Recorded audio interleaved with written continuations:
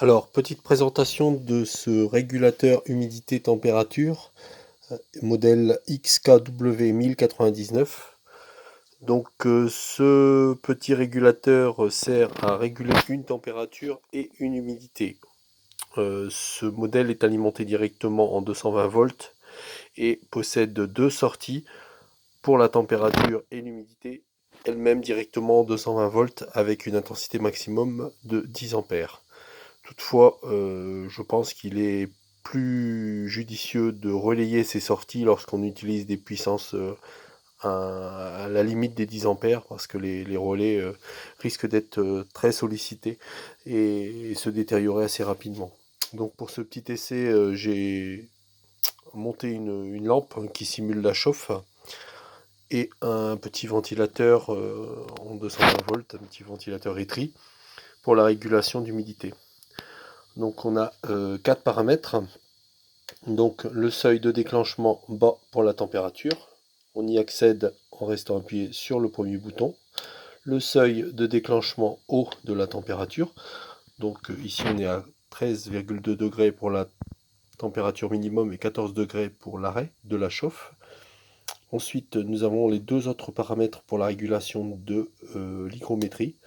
Donc ici on aura le seuil de déclenchement haut, donc 90%, c'est inversé par rapport à la température, et le seuil de déclenchement bas, donc c'est-à-dire que nous allons démarrer le ventilateur au-delà de 90% d'humidité et l'arrêter en deçà de 80%.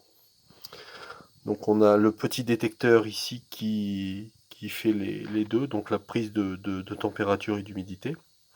Donc on va simuler une montée de la température et de l'hygrométrie en soufflant sur le détecteur. Par contre, il faut être très délicat car l'humidité monte très vite.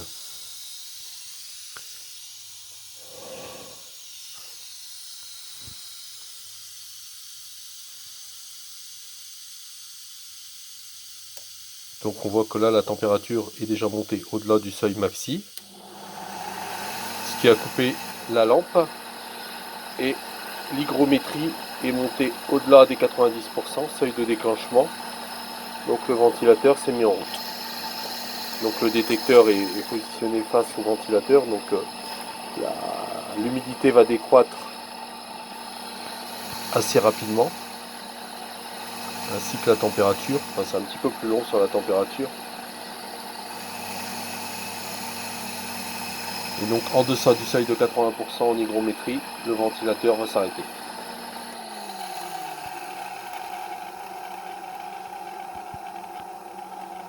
Bon, pour la température, c'est un petit peu plus long parce qu'on est à la limite de la température de la pièce.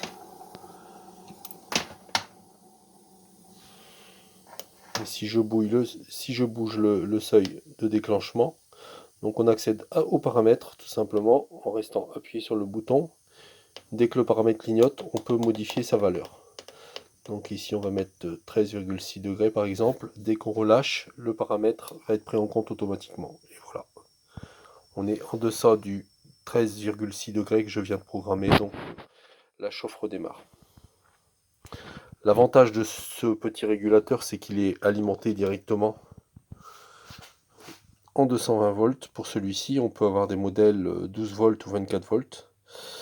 On a l'alimentation par le centre, donc là où c'est noté Power en 220 volts. Et on a la sortie de chaque côté, de part et d'autre, donc output, humidité donc à gauche et température à droite. Le petit régulateur est apparemment remplaçable, donc il y a une petite fiche, il suffit d'enlever la petite plaque en plastique qui est clipsée à l'arrière de l'appareil et on vient débrocher le détecteur, on peut le remplacer. Voilà, c'était tout pour ce petit régulateur qui peut servir à bien des applications, vivarium, terrarium, couveuse, incubateur, etc.